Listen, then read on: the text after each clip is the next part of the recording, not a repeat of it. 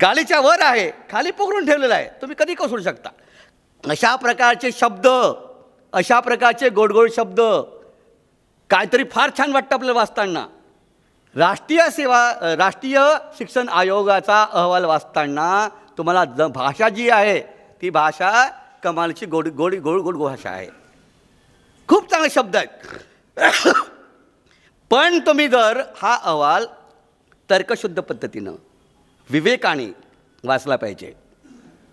बाबासाहेब आंबेडकर आणि महात्मा ज्योतिबा फुले हे म्हणायचे की परिपूर्ण माणूस व्हायचा असेल तर माणसाने आपला विवेक शाबूत ठेवून तर्क केले पाहिजे. तर्क करणे हे परिपूर्ण माणसाचं द्योतक असतं. माणसाला मेंदू आहे आणि मेंदू असलेला माणूसच तर्क करू शकतो. ज्याला तर्क करता येत नाही तो माणूस असू शकत नाही. आपल्या देशामध्ये बरेच भक्तगण आहेत बघा, मंदिरामध्ये देवपूजा करणारे. त्याला विवेक कुठं आहे? तर्क कुठं आहे? मेंदूच गायब झाला त्यांचा. मेंदू जर चोरला असेल तर तो भोंदू महाराजांच्या नादी लागलेला भक्त, तो माणूस नाही. आमच्या देशामध्ये माणूस शोधणं कठीण झालेलं आहे, विवेकवादी माणूस. फुले आणि आंबेडकरांना अभिप्रेत असला माणूस, तर्कधिष्ठित माणूस, तो शिक्षण व्यवस्थेमध्ये सुद्धा नाही, खंत आहे. म्हणून आयोगा आल्याबरोबर भुलभुले असतो आयोगाचा. आभासी पद्धतीने लेखन केलं जातं. या भुलभुलयामध्ये आपण फसू नये. आमचे अनेक तज्ज्ञ लोक शिक्षणामध्ये फसलेले आहेत. म्हणून मला सांगायचं या ठिकाणी आहे की शिक्षण आयोगावरचा अत्यंत तज्ज्ञ एक व्यक्ती आहे ज्यांनी हा आयोग वाचला अनेकदा. ते दिलेलं असतात आणि त्यांनी असं म्हटलं, त्यांचं नाव आहे अनिल सर गोपाल, फार मोठे विद्वान आहेत, विचारवंत आहेत. त्यांनी म्हटलं की शासनाचा आयोग आपल्या शिकलेल्या लोकांना वाचता येत नाही. वाचता येत नाही. आयोग हा कसा वाचायचा याचं प्रशिक्षण आपण देत नाही.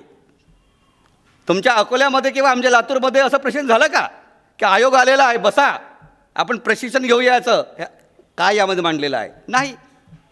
म्हणजे आयोगच माहीत नाही. त्यामुळे आयोगामध्ये काय दडलेलं आहे हे आपल्याला समजत नाही, फसून जातो. म्हणून हा आयोग एवढा फसवा आहे की यामधल्या अनेक गोष्टी, या आयोगामध्ये असे काही शब्द आहेत, एवढे फसवे शब्द आहेत. या आयोगामध्ये इक्विलेट नावाचा शब्द नाही आहे. इक्विलेट, समानता, हा शब्दच नाही आहे. एवढा मोठा आयोग शब्द नाही आहे.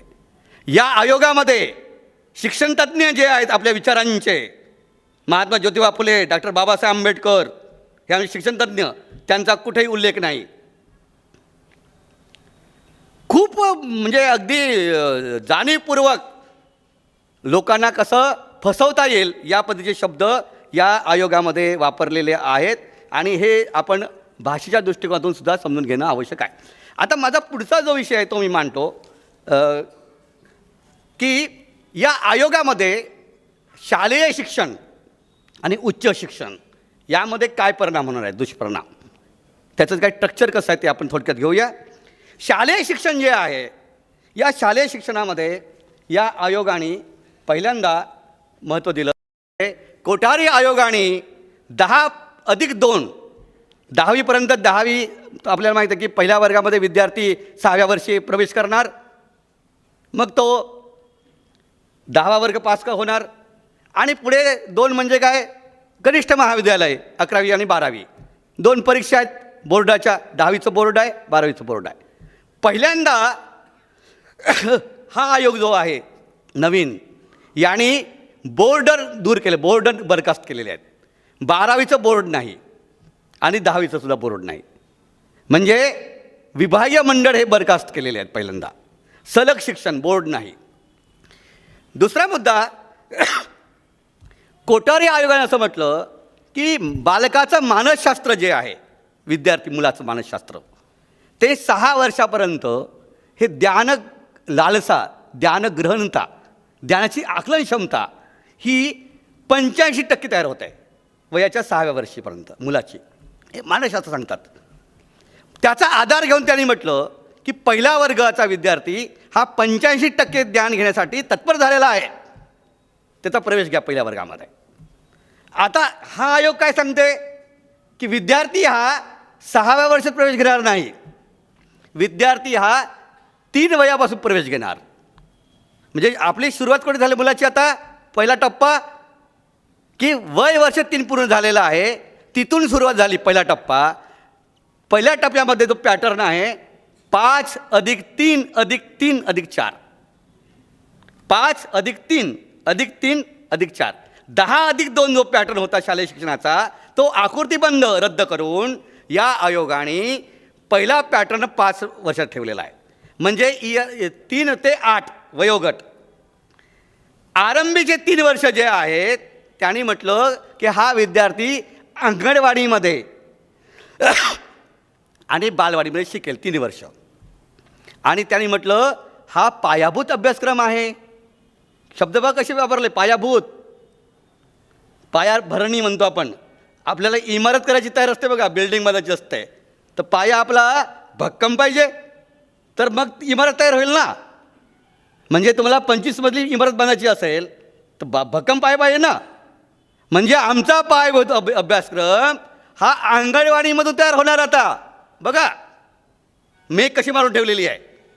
3ऱ्या वर्गातला मुलगा अंगणवाडीमध्ये शिकेल, बालवाडीमध्ये शिकेल आणि शिक्षणाचा पाया घडवेल एवढ्या लहान वयामध्ये. लक्षात घ्या. इथं दुःख काय आहे ते तुम्हाला सांगणं आवश्यक आहे की या आयोगामध्ये वयाचं 3 वर्ष, 3 वयाचा मुलगा हा मानसिकदृष्ट्या ज्ञान घेण्यास सक्षम नाही. त्याला समजत नाही ज्ञान कसं घ्यायचं. तो टिवल्या बोड्या खेळ खेळेल काहीतरी. मग त्यासाठी काय करणार? मग प्रमाणपत्र देणारे शिक्षण सेविका निर्माण करायचे आहेत आम्हाला त्या मुलाला ज्ञान देण्यासाठी. मग तो ज्ञान घेऊन अंगणवाडी 2 वर्ष केल्यानंतर 3 वर्ष जे वयवर्ग 3 ते 4, 4 ते 5, 5 ते 6, 3 वर्ष हा मुलगा त्या बालवाडीमध्ये आणि अंगणवाडीमध्ये शिक्षण घेतल्यानंतर टिवल्या बाबड्याचे खेळ खेळून तो सक्षम झाला, आता ज्ञानाने परिपूर्ण झालेला आहे ह्या आयोग म्हणते. आणि मग तो कुठे पहिल्या वर्गात प्रवेश घेईल. आता पहिला आणि दुसरा वर्ग, पहिला टप्पा 5 वर्षाचा, 3 वर्ष बालवाडी अंगणवाडी आणि पहिला आणि दुसरा हे 2 वर्ष, 5 वर्ष. आता मुद्दा चालतो माझा. आक्षेप पहिला आहे की तिकडे इंग्रजी स्कूल आहेत, कॉन्व्हेंट आहेत, कॉन्व्हेंटमध्ये नर्सरी आहे, KG2 काय PG2 ते जे शिक्षण जे तुमचं आहे ते आहे, KG वगैरे. म्हणजे 3 वर्षाचा मुलगा खाजगी शाळेमध्ये घसघशीत फी भरून तो काय करेल? 3 वर्ष झाले की इंग्लिश शिक्षण घेईल. इंग्रजी शिक्षणामध्ये ज्ञान आहे, तो कॉन्व्हेंटमध्ये जाईल आणि गरिबाचा, शेतमजुराचा, दलिताचा पोरगा शाळेमध्ये काय करेल? बालवाडीमध्ये खाऊ खात खात तो शिक्षण घेईल. केवढी मोठी विषमता आहे. कारण हे आयोग, मी गंभीर सांगतो, खाजगीकरणाला तसं बरं विरोध करत नाही. खाजगीकरणाचा स्वागतार्थ आयोग आहे. देशामधल्या इंग्लिश स्कूलचं प्रचंड मोठा पीक आलेला आहे आणि राष्ट्रीय शिक्षण धोरण या खाजगीकरणाला कुठलाच विरोध करत नाही. केवढं गांभीर्य आहे आणि किती भयानक आहे की या आयोगाच्या पूर्ण 484 पानाच्या आयोगामध्ये खाजगीकरणाबद्दलचा विरोध कुठेही नाही. म्हणजे तुम्ही इकडे 3 वर्षाच्या मुलाला बालवाडीत आणि अंगणवाडीत घालता आणि तिकडे मात्र गरिबाचे मुलं शिकतील इकडे आणि ज्यांच्याकडे भरमसाठ पैसा आहे तो इंग्लिश स्कूल शिकेल. टोकदार विषमता पहिल्यांदाच शालेय शिक्षणाच्या स्तरावर सुरू झालेली आहे. लक्षात घ्या की तर केवढं गांभीर्य आहे. पुढचा बघूया आपण या ठिकाणी की हा जो पाया आहे हा पाया ते त्या अंगणवाडीमध्ये आणि बालवाडीमध्ये शिकून किती पाया त्या मुलाचा ढिसूळ होणार आहे. विद्यार्थ्याचा पाया तुम्ही कोठारी आयोगाने भरभक्कम केला होता. सर्वांसाठी 6वा वर्ग, कुणीच नाही तिथं. त्यांचे तत्व आहे कोठारी आयोगाचं, सर्वांसाठी एकच स्कूल, समतेचं तत्वावर आधारित स्कूल कोठारी आयोग. समता, स्कूलमध्ये भेदाभेद नाही. राष्ट्रपतीचा मुलगा आणि गरिबाचा झोपडपतीचा मुलगा एका शाळेत शिकेल कोठारी आयोग सांगताय. तर आपल्याला माहीत आहे का की जगामध्ये सर्वात जास्त पूर्ण साक्षर असलेला आणि सर्वात जास्त एज्युकेटेड देश जगाच्या टॉपमध्ये कोणता आहे माहीत आहे का आपल्याला? जगामधला सर्वात पूर्ण साक्षर असलेला देश आणि एज्युकेशन पॉलिसी राबवलेला अत्यंत एक आदर्श नमुना असलेला देश आहे छोटासा. आपल्याला माहीत आहे का? त्या देशाचं नाव आहे फिनलँड. फिनलँड देश आहे साक्षर 100%. फिनलँड देशामध्ये असं म्हटलेलं आहे, ते खूप महत्त्वाचं आहे, की ते म्हणतात आमचा राष्ट्राध्यक्ष त्यांचा मुलगा आणि गरिबाचा मुलगा एकाच शाळेत आम्ही शिकवतो. या देशामध्ये अमित शहाचा नातू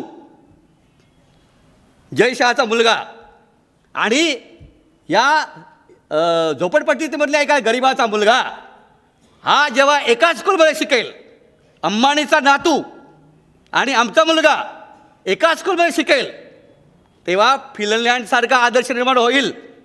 NEP सांगत नाही या ठिकाणी की गरिबाचा आणि श्रीमंताचा मुलगा यासाठी एकच स्कूल असेल. का जाऊ नये? अमित शहाचा मुलगा जो नातू आहे त्याने बालवाडी शिकलं पाहिजे. त्यासाठी कॉन्व्हेंट आहेत. अंबानीच्या नातूला कॉन्व्हेंट आहेत चांगले आणि आमच्या गरिबाच्या मुलासाठी अंगणवाडी आणि बालवाडी. ही भेदाभेद का? हे राष्ट्रीय शिक्षण धोरण विद्यार्थ्यामध्ये भेदाभेद करते आहे आणि संविधानामधलं जे तत्त्व आहे कलम 14 समतेचं संधी समानता बाबासाहेबांनी दिलेली आहे. 16.4मध्ये सर्वांना शिक्षणामध्ये सारखा संधी आहे. त्याला गांभीर्यपूर्वक हरताळ फासण्याचं काम या राष्ट्रीय आयोगाने केलेलं आहे. म्हणून पहिला आक्षेप इथंच येतो की तुम्ही भेद कसं घालू शकता. आणि अशा प्रकारे हे शिक्षण सुरू झालेलं आहे.